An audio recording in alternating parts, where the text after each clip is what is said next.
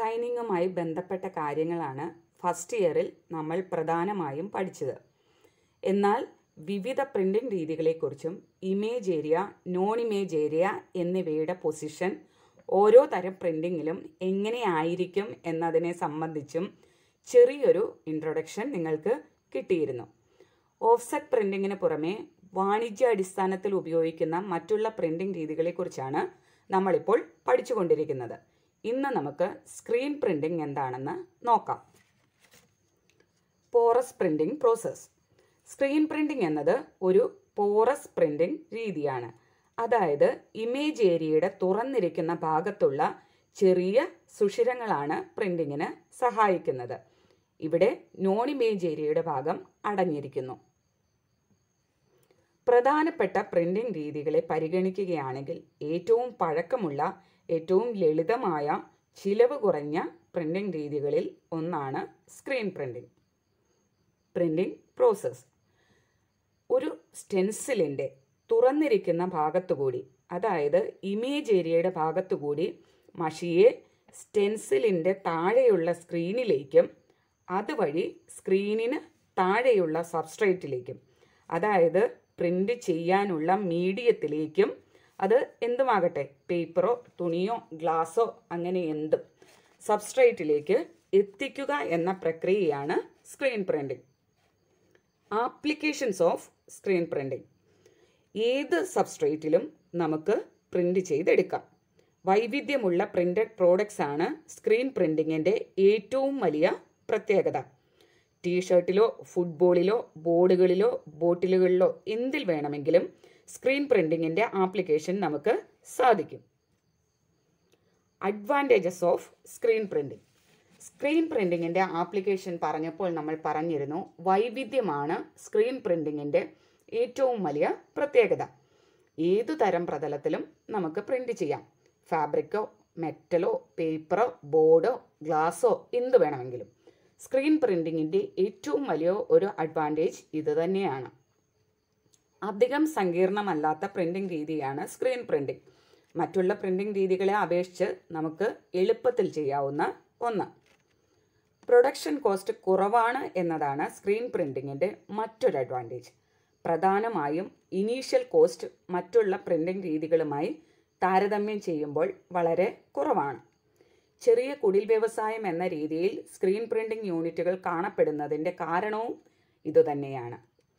ഏത് തരം ഡെക്കറേറ്റീവ് എലമെൻറ്റും ഇമേജുകൾക്കൊപ്പം നമുക്ക് പ്രിൻ്റ് ചെയ്യാവുന്നതാണ്. ഏത് ഷേപ്പിലുള്ള സബ്സ്ട്രേറ്റിലും പ്രിൻ്റ് ചെയ്യുവാൻ സ്ക്രീൻ പ്രിൻറ്റിംഗ് ഉപയോഗിച്ച് നമുക്ക് സാധിക്കും. ഫ്ലാറ്റ് ആയിട്ടുള്ളതാണെങ്കിലും റൗണ്ട് ആയിട്ടുള്ളതാണെങ്കിലും സിലിണ്ടറിക്കൽ ആയിട്ടുള്ളതാണെങ്കിലും ഏത് ഷേപ്പുമായിക്കൊള്ളട്ടെ നമുക്ക് പ്രിൻ്റ് ചെയ്തെടുക്കുവാൻ സാധിക്കും. ഡിസഡ്വാൻറ്റേജസ്. മറ്റുള്ള പ്രിൻറ്റിംഗ് രീതികളെ അപേക്ഷിച്ച് പ്രൊഡക്ഷൻ വളരെ സ്ലോ ആയി മാത്രമേ സാധിക്കുകയുള്ളൂ എന്നത് സ്ക്രീൻ പ്രിൻറ്റിങ്ങിൻ്റെ ഒരു കുറവാണ്. കുറച്ച് സമയത്തിനുള്ളിൽ കൂടുതൽ കോപ്പികൾ പ്രിൻ്റ് ചെയ്യേണ്ടി വരുന്ന സാഹചര്യങ്ങളിൽ സ്ക്രീൻ പ്രിൻറ്റിങ്ങിനെ ആശ്രയിക്കുന്നത് ബുദ്ധിമുട്ടാണ്. അല്പം കൊഴുപ്പ് കൂടിയ മഷിയാണ് സ്ക്രീൻ പ്രിൻറ്റിങ്ങിനായി ഉപയോഗിക്കുന്നതെന്ന് നമുക്കറിയാം. സ്ക്രീൻ പ്രിൻ്റ് ചെയ്ത് നമ്മുടെ കയ്യിൽ കിട്ടുന്ന ഒരു വിസിറ്റിംഗ് കാർഡോ ഇൻവിറ്റേഷൻ കാർഡോ എടുത്ത് അതിൽ പ്രിൻ്റ് ചെയ്തിരിക്കുന്നതിൻ്റെ മുകളിലൂടെ ഒന്ന് കൈയോടിച്ചാൽ ഇമേജുകൾ ചെറുതായി നമ്മുടെ കയ്യിലൊന്ന് തടയുന്നത് പോലെ തോന്നും. മഷിയുടെ അല്പം കൂടുതൽ ഡെപ്പോസിറ്റ് അവിടെ ഉള്ളത് കൊണ്ടാണ് അങ്ങനെ തോന്നുന്നത്. അതുകൊണ്ട് തന്നെ കുറച്ച് കൂടുതൽ മഷി പ്രിൻറ്റിങ്ങിന് ആവശ്യമായി വരുന്നു. കുറച്ചധികം ഡീറ്റെയിൽസ് ഉള്ള ഫോട്ടോഗ്രാഫ്, ആർട്ട് വർക്ക് മുതലായവ പ്രിൻ്റ് ചെയ്യുമ്പോൾ നല്ല ക്ലാരിറ്റിയോടെ റീപ്രൊഡ്യൂസ് ചെയ്യുവാൻ ചെറിയ ബുദ്ധിമുട്ടുകൾ അനുഭവപ്പെടാറുണ്ട്. വളരെ മൈന്യൂട്ടായിട്ടുള്ള ഡീറ്റെയിൽസ് വരുമ്പോഴേ അങ്ങനെ വരാറുള്ളൂ. എന്നാലും അത് സ്ക്രീൻ പ്രിൻറ്റിങ്ങിൻ്റെ ഒരു പോരായ്മയായി കണക്കാക്കുന്നു.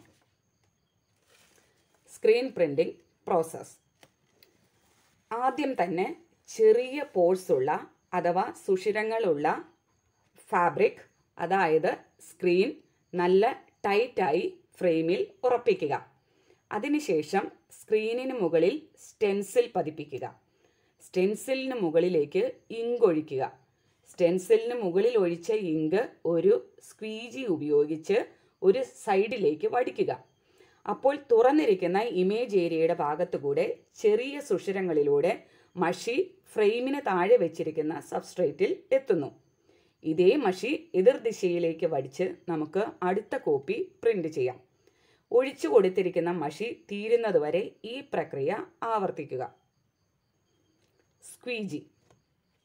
ഒരു സ്ക്വീജിയുടെ ബേസിക് ഷേപ്പ് എന്നത് അതിന് ഒരു ഹാൻഡിൽ ഉണ്ടാകും, ഒരു ബ്ലേഡും. ഹാൻഡിൽ ഉണ്ടാക്കിയിരിക്കുന്നത് അലൂമിനിയമോ തടിയോ കൊണ്ടാകും. ബ്ലേഡ് റബ്ബർ അല്ലെങ്കിൽ പോളിയൂറത്തേൻ മെറ്റീരിയൽ ആയിരിക്കും. ബ്ലേഡിൻ്റെ ഹാർഡ്നെസ് വ്യത്യാസപ്പെട്ടിരിക്കും. ഷോർ ഡ്യൂറോമീറ്റർ ഉപയോഗിച്ചാണ് ഹാർഡ്നെസ് അളക്കുന്നത്. നമ്മൾ ഉപയോഗിക്കുന്ന സബ്സ്ട്രേറ്റിനനുസരിച്ച് ബ്ലേഡ് വ്യത്യാസപ്പെട്ടിരിക്കും. പ്രധാനമായും 6 തരത്തിലുള്ള ബ്ലേഡ് ഷേപ്പുകളാണ് ഉള്ളത്. Squared edge, rounded edge, squared edge with corners, single sided bevelled edge, double sided bevelled with flat tip, double sided bevelled edge with point എന്നിവയാണ് ഇവ. Screen printing inks. സ്ക്രീൻ പ്രിന്റിങ്ങിൽ നമ്മൾ ഉപയോഗിക്കുന്ന ഇങ്ക്, ഉപയോഗിക്കുന്ന സ്റ്റെൻസിൽ, പ്രിന്റ് ചെയ്യുന്ന substrate, print ചെയ്തെടുക്കേണ്ട product എന്നിവയെ ആശ്രയിച്ച് വ്യത്യാസപ്പെട്ടിരിക്കും. സ്ക്രീൻ ഇങ്ക് ലെറ്റർ പ്രസ് അല്ലെങ്കിൽ ലിതോഗ്രഫിക് ഇങ്കിനേക്കാൾ തിന്നറായിരിക്കും, പക്ഷേ ഗ്രേവിയർ ഇങ്കിനേക്കാൾ തിക്കാണ്. സോൾവെൻസ്. തിന്നേഴ്സ്, റിട്ടാർഡേഴ്സ്, വാഷപ്പ് സോൾവെൻസ് എന്നിവയാണ് സ്ക്രീൻ പ്രിന്റിങ്ങിൽ ഉപയോഗിക്കുന്ന സോൾവെൻറ്റുകൾ. ഇങ്കിൻ്റെ വിസ്കോസിറ്റി അല്ലെങ്കിൽ തിക്നെസ് വ്യത്യാസപ്പെടുത്തുന്നതിന് വേണ്ടിയാണ് തിന്നർ ഉപയോഗിക്കുന്നത്. റിട്ടാർഡേഴ്സ് അഥവാ റിട്ടാർഡർ തിന്നേഴ്സ് ഉപയോഗിക്കുന്നത് ഇങ്കിൻ്റെ വിസ്കോസിറ്റി കുറയ്ക്കുന്നതിനും അതുവഴി ഡ്രൈയിങ് ടൈം കുറയ്ക്കുന്നതിനും വേണ്ടിയാണ്. മഷിയുടെ കൊഴുപ്പ് കൂടുന്തോറും ഡ്രൈയിങ് ടൈമും കൂടും. സ്ക്രീനിൽ നിന്ന് ഇങ്ക് റിമൂവ് ചെയ്യുന്നതിന് വേണ്ടിയാണ് വാഷപ്പ് സോൾവെൻസ് ഉപയോഗിക്കുന്നത്. Screen frames and fabrics. തടി, മെറ്റൽ, സ്റ്റീൽ, പ്ലാസ്റ്റിക് മുതലായ വസ്തുക്കൾ ഉപയോഗിച്ച് സ്ക്രീൻ പ്രിന്റിങ്ങിന് ആവശ്യമായ ഫ്രെയിമുകൾ നിർമ്മിക്കാം. നമുക്ക് ആവശ്യമായ പ്രിന്റ് ഇമേജ് ഏരിയയുടെ അളവിനേക്കാൾ കൂടുതലായിരിക്കണം ഫ്രെയിമിൻ്റെ സൈസ് എന്ന് മാത്രം. Filament, mesh count, fabric strength, weave pattern എന്നിവയെ അടിസ്ഥാനമാക്കിയാണ് സ്ക്രീൻ ഫാബ്രിക്സ് നമ്മൾ തരംതിരിക്കുന്നത്. ഒരു ഫിലമെന്റ് എന്നത് ഒരു സിംഗിൾ ത്രെഡ് അല്ലെങ്കിൽ ത്രെഡ് ലൈക്ക് മെറ്റീരിയൽ ആണ്. സിൽക്ക്, നൈലോൺ, മെറ്റൽ മെഷ് എന്നിവയാണ് വളരെ സാധാരണമായി സ്ക്രീൻ പ്രിന്റിങ്ങിന് ഉപയോഗിക്കുന്ന ഫാബ്രിക്സ്. പക്ഷേ സിൽക്കിന് ഡൈമെൻഷണൽ സ്റ്റെബിലിറ്റി മോണോഫിലമെന്റ് മെറ്റീരിയൽസിനെ അപേക്ഷിച്ച് കുറവാണ്. നമ്മൾ പ്രിന്റ് ചെയ്യുമ്പോൾ ഇമേജസ് യൂണിഫോമായി, അതായത് ഒരേപോലെ സബ്സ്ട്രേറ്റിൽ പതിയേണ്ടതുണ്ട്. അതുപോലെ തന്നെ സ്ക്രീനിന് ഈർപ്പത്തെയും ചെറിയ ചൂടിനെയും ഒക്കെ ചെറുക്കേണ്ടതുണ്ട്. Types of fabrics. Natural, synthetic, metal mesh എന്നിങ്ങനെ 3ആയി സ്ക്രീൻ ഫാബ്രിക്സിനെ തരംതിരിച്ചിരിക്കുന്നു. ഡ്യൂറബിലിറ്റി അടിസ്ഥാനമാക്കി സിന്തറ്റിക് ത്രെഡാണ് ഇപ്പോൾ സാധാരണയായി ഉപയോഗിക്കുന്നത്. പോളിയസ്റ്റർ സാധാരണ ഉപയോഗത്തിലുള്ള ഒരു മെഷാണ്. നൈലോണും സ്റ്റെയിൻലെസ് സ്റ്റീലും വാണിജ്യ അടിസ്ഥാനത്തിൽ ഉപയോഗിക്കുന്ന മറ്റു ചില മെഷുകളാണ്. നമ്മൾ ചെയ്യുന്ന ജോലിയുടെ സ്വഭാവം അനുസരിച്ച് ഉപയോഗിക്കുന്ന ഫാബ്രിക്കിൻ്റെ മെഷ് കൗണ്ട് വ്യത്യാസപ്പെട്ടിരിക്കും. വളരെ മൈന്യൂട്ടായിട്ടുള്ള ഡീറ്റെയിൽസ് ആവശ്യപ്പെടുന്ന വർക്കിന് കൂടിയ മെഷ് കൗണ്ട് ആവശ്യമാണ്. പക്ഷേ വലിയ ഇമേജുകൾക്ക് അത് ചിലപ്പോൾ ആവശ്യമായ ഇങ്ക് നൽകാതെ വരാം. Stencil preparation. തയ്യാറാക്കുന്ന രീതിയെ അടിസ്ഥാനമാക്കി സ്റ്റെൻസിലുകളെ പ്രധാനമായും 3ആയി തരംതിരിക്കാം. Hand cut stencil, tusche and glue stencil, photographic stencil എന്നിങ്ങനെ. Hand cut stencil. Hand cut സ്റ്റെൻസിലുകളിൽ ആ പേര് സൂചിപ്പിക്കുന്നത് പോലെ തന്നെ നമ്മൾ മാനുവലായിട്ട് നമുക്ക് പ്രിന്റ് ചെയ്തെടുക്കേണ്ട ഇമേജ് ഏരിയയുടെ ഭാഗം കട്ട് ചെയ്ത് മാറ്റുന്നു. ടൂഷെ ആൻഡ് ഗ്ലൂ സ്റ്റെൻസിൽ. ഇവിടെ നാം സ്ക്രീൻ ഫാബ്രിക്കിൻ്റെ മുകളിൽ നമുക്ക് ആവശ്യമായ ഇമേജ് നേരിട്ട് വരയ്ക്കുന്നു.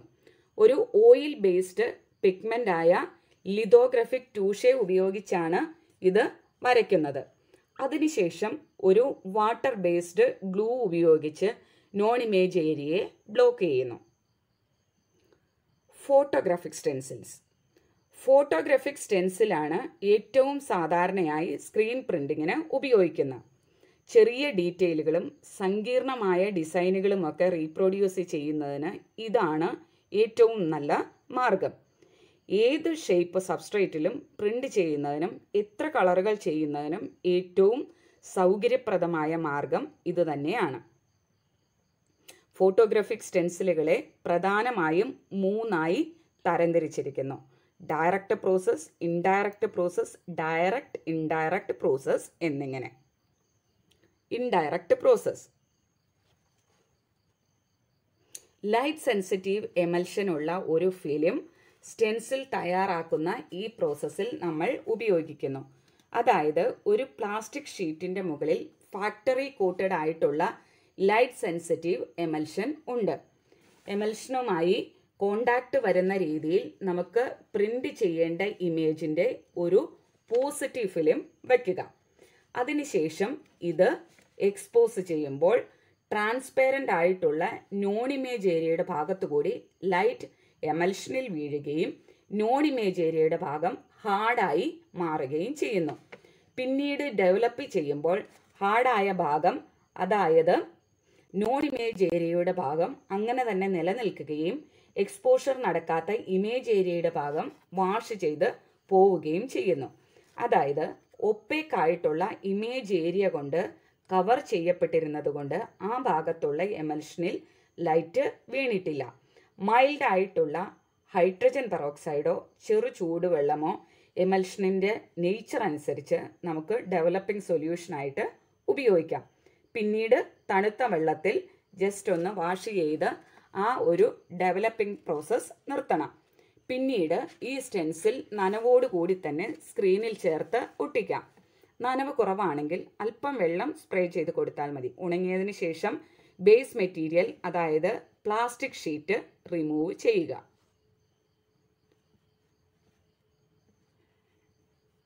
Direct process. ഇൻഡയറക്റ്റ് പ്രോസസ്സിന് സമാനമാണ് ഡയറക്റ്റ് പ്രോസസ്സും. ഇതിൽ എമൽഷൻ നേരിട്ട് സ്ക്രീനിൽ കോട്ട് ചെയ്യുകയാണ്. ആ ഒരു വ്യത്യാസമാണ് നമുക്ക് എടുത്തു പറയാനുള്ളൂ. എമൽഷന് മുകളിൽ പോസിറ്റീവ് ഫിലിം വെച്ച് എക്സ്പോസ് ചെയ്യുന്നു, ഡെവലപ്പ് ചെയ്യുന്നു. സ്ക്രീനിന് മുകളിൽ നമുക്ക് സ്റ്റെൻസിൽ റെഡിയായി. Direct indirect process. Direct indirect പ്രോസസ്സിൻ്റെ ഒരു മിക്സാണ് ഈ രീതി. ഒരു ഫ്ലാറ്റ് സർഫസിൽ സ്ക്രീനിൻ്റെ സ്റ്റെൻസിൽ സൈഡിൽ ഒരു അൺസെൻസിറ്റൈസ്ഡ് ഫിലിം വയ്ക്കുക. സ്ക്രീനിൻ്റെ ടോപ്പ് സൈഡിൽ നിന്ന് എമൽഷൻ ഒഴിച്ചു കൊടുക്കുക. സ്ക്രീനിലൂടെ വരുന്ന ലൈറ്റ് സെൻസിറ്റീവ് എമൽഷൻ ഒരു കോട്ടിംഗ് ആയി ഫിലിമിൻ്റെയും സ്ക്രീനിൻ്റെയും ഇടയിൽ പരക്കുന്നു. ഉണങ്ങിയതിന് ശേഷം ബാക്കിംഗ് ഷീറ്റ് റിമൂവ് ചെയ്യുക. പിന്നീടുള്ള എക്സ്പോസിങ്ങും മറ്റുള്ള പ്രവർത്തനങ്ങളുമെല്ലാം നമ്മൾ ആദ്യം പറഞ്ഞത് തന്നെ ആണ്. Automation in screen printing. മാനുവലായി സ്ക്രീൻ പ്രിൻറ്റിംഗ് നടത്തുമ്പോൾ നമുക്കറിയാം, മെഷീൻസ് ഉപയോഗിച്ച് പ്രിൻ്റ് ചെയ്യുന്ന സ്പീഡിൽ എന്തായാലും നമുക്ക് പ്രിൻ്റ് ചെയ്യുവാൻ സാധിക്കില്ല. ഒരു നിശ്ചിത സമയത്ത് കുറഞ്ഞ കോപ്പികൾ മാത്രം പ്രിൻ്റ് ചെയ്യുന്നു എന്നത് ഇതിൻ്റെ വലിയൊരു പോരായ്മയാണ്. സെമി ഓട്ടോമാറ്റിക്, ഓട്ടോമാറ്റിക് പ്രിൻറ്റിംഗ് യൂണിറ്റുകളുടെ ഒരു ഡെവലപ്മെൻറ്റോടുകൂടി ജോലി കുറച്ചുകൂടി എളുപ്പമാവുകയും സ്ക്രീൻ പ്രിൻറ്റിങ്ങിന് കുറച്ചുകൂടി സ്വീകാര്യത കൈവരുകയും ചെയ്തു. Cylindrical screens. കണ്ടിന്യൂസ് ആയി ഇമേജ് വരുന്ന നല്ല നീളമുള്ള റോളുകളിലൊക്കെ പ്രിൻ്റ് ചെയ്യുവാൻ സിലിണ്ടറിക്കൽ സ്ക്രീൻസ് ഉപയോഗിക്കുന്നു. വാൾപേപ്പർ പ്രിൻറ്റിംഗ് ഇത്തരം പ്രിൻറ്റിങ്ങിന് ഒരു ഉദാഹരണമാണ്. Screen printing on cylindrical surfaces. ബോട്ടിലുകൾ, ക്യാനുകൾ, കപ്പുകൾ മുതലായ സിലിണ്ടറിക്കൽ ആയിട്ടുള്ള പ്രതലത്തിൽ നേരിട്ട് പ്രിൻ്റ് ചെയ്യുന്നതിന് നമ്മൾ ഈ രീതി ഉപയോഗിക്കുന്നു. Carousel units. ടീഷർട്ടുകൾ പോലുള്ളവയിൽ മൾട്ടി കളർ പ്രിൻറ്റിങ്ങിനായി ഉപയോഗിക്കുന്ന പ്രിൻറ്റിംഗ് രീതി. ഇതൊരു വെറ്റ് ഓൺ വെറ്റ് പ്രിൻറ്റിംഗ് രീതിയാണ്. Wet on wet printing.